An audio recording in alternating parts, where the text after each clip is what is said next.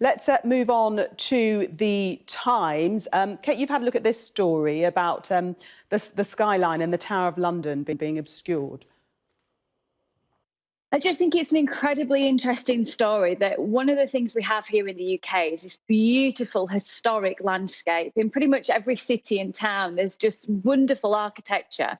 And campaigners are getting upset because the Tower of London and its visual sightline is being threatened again by more of these skyscrapers appearing. Now, this particularly relates to a virtual meeting that's going to happen on Thursday about planning permission for another skyscraper.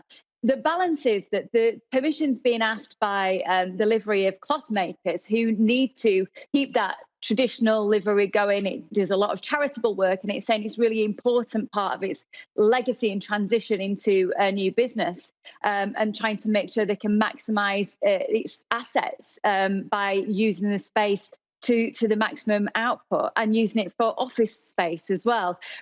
I think what we've got to do is understand, particularly because of this lockdown, just how much is going to change. How many people are going to require the amount of office space that we once had? How many people are actually going to be looking to see if they can get their workers using home working and home office more as a more affordable and more realistic option?